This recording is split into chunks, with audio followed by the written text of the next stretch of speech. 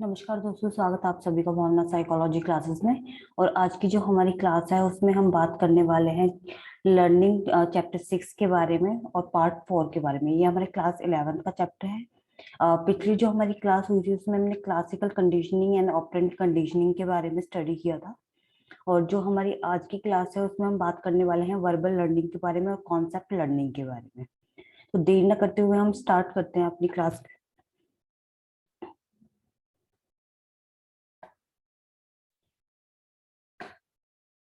और verbal learning basically होती क्या है? The process of learning about verbal stimulus and response. मतलब ऐसा लर्निंग का प्रोसेस जिसमें हम जो सिचुएशंस होते हैं या जो वर्ड्स होते हैं, डिजिट्स होते हैं, लेटर होते हैं, उसको हम कैसे याद रखते हैं, उसको मेमोराइज करने का जो प्रोसेस होता है उसको हम वर्बल लर्निंग बोलते हैं।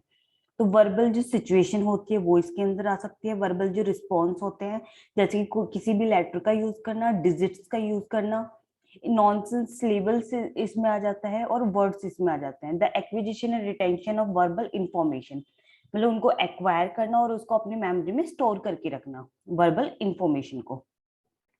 That is verbal learning. Verbal learning is typically associates with the memorization and retention of list of words in order to describe basic elements of associative learning. Verbal learning tend to involve more than just the memorization of word. Many stimulus such as picture, order, location, etc. Verbal learning में only memorisation and retention of list of words नहीं आता है, इसके अलावा भी बहुत सारी चीजें इसके अंदर आ जाती है। पिक्चर्स, लोकेशन, ऑर्डर्स, काफी सारी चीजें इसके अंदर आ जाती हैं। अब मैं आपको एक पिक्चर शो करने वाली हूँ इसके अंदर। इस पिक्चर के अंदर आप देखोगे मेथड्स ऑफ वर्बल लर्निंग्स। इसमें आप एक छोटी सी पिक्चर आपको दिख रही होगी जिसके अंदर जो फर्स्ट रो है उसमें आ रहा है PAHPAY PEEPIE। ये ज्यादातर वो वर्ड है जिनसे हम फैमिलियर हैं। और दूसरी जो रो में जो वर्ड है, दूसरे कॉलम में जो वर्ड है उसमें कौन से हैं जिनसे हम फैमिलियर नहीं है। और जो सबसे लास्ट में जो है उनसे हम बिल्कुल भी फैमिलियर नहीं है, लेकिन हम उसको प्रोनाउंशिएट कर सकते हैं।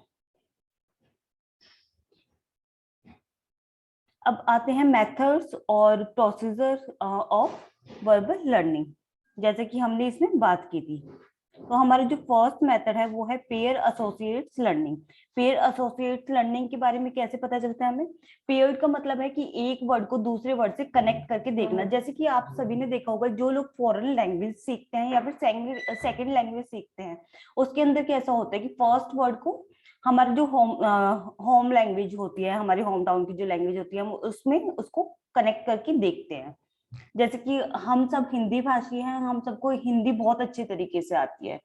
कुछ लोगों को इंग्लिश भी बहुत अच्छे तरीके से आती है। तो जब हम स्कूल टाइम में होते हैं या फिर हम फॉरेन लैंग्वेज सीखते कॉलेज टाइम में भी होते हैं, तो हम क्या करते हैं, हम उस लैंग्वेज की वर्ड्स को हमारी जो होम टाउन की लैंग्वेज होती है या फिर हमारी जो हिंदी लैंग्वेज है उसमें हम कनेक्ट करके देखेंगे या इंग्लिश में कनेक्ट करके देखेंगे कि इस वर्ड का मीनिंग क्या होता है हमारी लैंग्वेज में। उससे क्या होता है, हम पेयर्ड करके देखते हैं उसको, या लिंक करके देखते हैं, एसोसिएट करके देखते हैं, जिससे हम वो लैंग्वेज इजीली सीख पाते हैं। ठीक है, तो एक वर्ड को दूसरे वर्ड से यहाँ पे कनेक्ट करके देखा जाता है।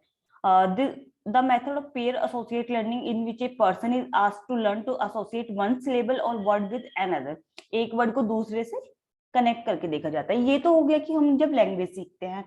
इसके अलावा भी काफी सारी चीजें होती है, जैसे कि complete, hot, safe, green, wild, soft. मतलब एक वर्ड को दूसरे से कनेक्ट करके तब हम रिटेंशन मेमोराइज करते हैं, याद करके रखते हैं, उसको हम बोलते हैं पेयर्ड एसोसिएट लर्निंग। सेकंड जो हमारा मेथड आता है उसमें आता है सीरियल लर्निंग। सीरियल लर्निंग के अंदर हमारा क्या हो जाता है कि सीरियल वाइज हमने लर्न करना है किसी चीज को, कि हम किसी चीज को कैसे लर्न कर सकते हैं। तो सीरियल वाइज में एक और चीज आ जाएगी हमारी, जैसे कि अगर हम एक एग्जाम्पल के तौर पे लेते हैं कि एक हमारा मतलब कि कैट है, काउ है, लायन है, या कैट है, डॉग है, लायन है। ये क्या हो गए, एनिमल्स नेम हो गए, और एक सीरियल में हो गए कि सबसे छोटा, फिर उससे बड़ा, फिर उससे बड़ा। तो उसमें क्या होगा, ये हमें जल्दी याद होगा, बजाय कि तब अगर हमें नॉन सिलेबल्स वर्ड्स दिए जाएंगे, जैसे कि मतलब ऐसे वर्ड्स दिए जाएंगे जो सीरियल में नहीं है, जैसे कंप्यूटर हो गया, कोरोना वायरस हो गया, फैन हो गया। तो ये वाले जो वर्ड है वो सीरियल में नहीं है, इनको रिटेंशन करना या मेमोराइज करना टफ होता है, बजाय कि ऐसे वर्ड जो सीरियल में होते हैं तो इसको हम बोलते हैं सीरियल लर्निंग। जैसे कैट लायन या कैट डॉग लायन, ये हो गया इजी वर्ड जो कि एक सीरियल में है, जिसको हम जल्दी एक्वायर कर सकते हैं, याद कर सकते हैं। The learning of a sequence of item और response in a precise order, मतलब इनका एक ऑर्डर है, इसलिए हम इसको बोलेंगे सीरियल लर्निंग। ऐसे वर्ड्स जिनका एक ऑर्डर हो फॉलो करते हैं, जिसको हम इजिली मेमोराइज कर सकते हैं या इजिली याद कर सकते हैं, क्योंकि वो एक सीरियल फॉलो कर रहे हैं, तो इनको हम बोलते हैं सीरियल लर्निंग। इसमें एक एग्जांपल दिया गया है, actors must learn their line in sequence also called serial order learning. एक सीक्वेंस में होती है, एक्टर्स जो डायलॉग बोलते हैं ऐसा तो नहीं होता कि वो क्लाइमैक्स की डायलॉग पहले बोलेंगे और बाकी डायलॉग्स बाद में बोलेंगे, एक सीक्वेंस फॉलो होता है कि फर्स्ट ये डायलॉग आपने बोलना है, सेकंड ये बोलता है। तो इससे क्या होता है, वो एक सीरियल एक सीक्वेंस फॉलो होता है, जिससे वो इजिली याद कर पाते हैं, रिमेम्बर कर पाते हैं। नेक्स्ट हमारा होता है free recall method. Free recall के अंदर क्या होता है, इसके अंदर होता है कि आपको एक लिस्ट दे दी गई है वर्ड्स की, एक टाइम लिमिट उसके साथ दे दी गया है कि हाँ भाई इतने टाइम में आपने ये वर्ड याद करने हैं, तो आपने फ्री रिकॉल मतलब आप किसी भी मेथड को यूज करना है आपने अपने आप से, और आपने वो चीजें याद करनी है। तो उसमें क्या होगा, ज्यादातर ये देखा गया है जैसे कि बहुत ज्यादा लंबी लिस्ट होगी तो हम उसको मतलब देख के थोड़ा सा मतलब डर जाते हैं, नर्वस हो जाते हैं, जिसकी वजह से हम उसको इजिली याद नहीं कर पाते। या फिर छोटी लिस्ट होती है, उसके अलावा भी ये देखा गया है कि जो एक लिस्ट के अंदर सबसे स्टार्टिंग के जो वर्ड्स होते हैं और सबकी लास्ट के जो वर्ड होते हैं वो इजिली हम याद कर पाते हैं, बजाय कि ऐसे वर्ड जो बीच में होते हैं। मतलब सबसे ज्यादा आपको कौन से वर्ड याद होंगे, जो जहां से आपने बिगनिंग की होगी और जहाँ पे आपने एंड किया होगा। Participants are presented a list of words which they read and speak out. Each word is shown at a fixed rate of exposure duration. Immediately after the presentation of list, the participants are required to recall the words in any order they can. Words is the list may be interrelated or unrelated. मतलब कैसे भी आप use कर सकते हो, interrelated word भी हो सकते हैं, अनरिलेटेड वर्ड भी हो सकते हैं, आपको याद करना है, एक टाइम लिमिट दी गई है आपको, और उसके बाद देखा जाएगा कि आपने कैसे वर्ड याद किए हैं, कितने वर्ड्स उसमें से याद किए। तो होता यही है कि स्टार्टिंग के और लास्ट के वर्ड करना ज्यादा इजी होता है, बजाय कि बाद के वर्ड। अब नेक्स्ट हमारा आता है डेटर्मिनेंट्स ऑफ वर्बल लर्निंग, कि वर्बल लर्निंग को प्रभावित करने वाले कारक क्या क्या है, क्या क्या चीजें होती है जो हमें इसमें मतलब जिसपे डिपेंड होती है वर्बल लर्निंग। तो इसमें हमारा फर्स्ट आता है length of the list to be learn and meaningfulness of the material. एक तो डिपेंड करता है कि लेंथ कितनी बड़ी है, कि चैप्टर कितना बड़ा है जिसको हम याद करने वाले हैं, या फिर वो लिस्ट ऑफ वर्ड्स कितनी बड़ी है जिसको हम याद करने वाले। छोटी लिस्ट होगी कम टाइम में हमें याद हो जाएगी, बड़ी लिस्ट होगी ज्यादा टाइम लेगी, ज्यादा टाइम लगेगा, उसको देख के हम नर्वस हो सकते हैं। सेकंड, कि उन वर्ड्स का मीनिंगफुल वर्ड्स है, या फिर मतलब कि नॉर्मल नॉन सिलेबल्स वर्ड्स हैं, ऐसे वर्ड्स हैं जिनका कोई मीनिंग नहीं है। जैसे कि ए बी सी डी, ये जब बच्चे याद करते हैं तो इसमें उसको ज्यादा दिक्कत आती है, बजाय कि ऐसे वर्ड्स में, जैसे वर्क है, वर्क का मतलब हो गया कि काम करना, होमवर्क हो गया कि घर से काम जो करके लाना है, तो इन वर्ड्स की मीनिंग होते हैं जो कि इजिली आप लर्न कर पाते हो, बजाय कि ऐसे वर्ड जिनका कोई मीनिंग नहीं होता। आपने देखा होगा जिन वर्ड्स के आपको मीनिंग्स नहीं पता होंगे वो वर्ड्स भी आपको याद करने में ज्यादा दिक्कत होती है, बजाय कि ऐसे वर्ड्स जिसके मीनिंग्स आपको पता होते हैं कि इसको हिंदी में क्या कहते हैं या इसको इंग्लिश में क्या कहते हैं, आप वो वर्ड्स ज्यादा जल्दी याद कर पाते हैं। सेकेंड हमारा डिटर्मिनेंट है learning time increases with increasing length of list. जैसे कि मैंने आपको पहले भी बताया, जितनी लंबी लिस्ट होगी उतना ज्यादा टाइम वो लेगी याद करने में, उतना ज्यादा टाइम हमें लगेगा उसको याद करने में। जितनी छोटी लिस्ट होगी उसको उतनी जल्दी उतने कम टाइम में याद किया जा सकता है। थर्ड डेटर्मिनेंट है हमारा, the more time it takes to learn the stronger becomes the learning. जितना ज्यादा टाइम लेके हम किसी चीज को याद करने की कोशिश करते हैं वो उतनी ही स्ट्रॉन्ग हो जाती है हमारी मेमोरी में, उसको मतलब भूल पाना उतना ही मुश्किल होता है, या फिर इतनी जल्दी हम उस चीज को नहीं भुला पाएंगे। अगर हम 5 मिनट के अंदर एक चीज रट्टा मार के याद करेंगे तो हो सकता है कि कल परसों तरसों मतलब 10 दिन बाद हमसे कोई पूछेगा तो हम वो चीजें याद नहीं रहेंगी, लेकिन हम अपनी टाइम लगा के किसी चीज को याद करेंगे तो वो हमें कम से कम नहीं तो लाइफ टाइम याद रहती है, हम उसको जल्दी से भूलते नहीं है। फोर्थ हमारा है, if participant are not restricted to the serial learning method and are allowed to give free recall, verbal learning become organisational. It implies that free to recall participant recall the word not in their order of presentation but in new order or sequence. ये देखा गया है कि अगर serial learning follow नहीं करने के लिए बोला गया है, मतलब कि एक लिस्ट नहीं दी गई है हमें जो सीरियल वाइज हो, उसको सीरियल वाइज याद करने के लिए नहीं बोला जाता, तो जो पार्टिसिपेंट होते हैं वो फ्री रिकॉल मेथड का यूज करते हैं, वो अपने अकॉर्डिंग एक सीक्वेंस बना लेते हैं जिसको वो याद करते हैं। आपने अपनी क्लास में भी देखा होगा कि कुछ बच्चे मतलब कि फॉर्मूला जो याद करते थे उसको एक तरह का मुहावरा बना देते थे फर्स्ट वर्ड कनेक्ट करके, और उसको फिर याद कर लेते थे। वो तो हम अपना ही एक सीक्वेंस बना देते हैं, फ्री रिकॉल बोलते हैं इसको, जहाँ पे सीरियल लर्निंग फॉलो नहीं हो रही होती है।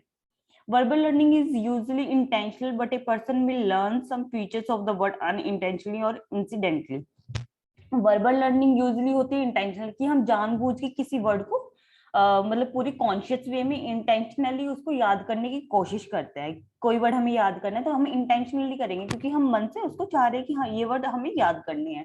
लेकिन बहुत सारे वर्ड्स हमारी लाइफ में ऐसे होते हैं जो कि अनइंटेंशनली होते हैं, इंसिडेंटली हो जाते हैं, कि अचानक से हम याद कर लेते हैं कि सामने वाले पर्सन किसी चीज पे बात कर रहा है, कुछ वर्ड्स उसने यूज किए हैं और हम उसकी बातें सुन रहे हैं, तो हम अचानक से उसको याद कर लेते हैं, इंसिडेंटली हो जाते हैं वो, हम जानबूझ के उस वर्ड को याद करने की कोशिश नहीं कर रहे होते हैं।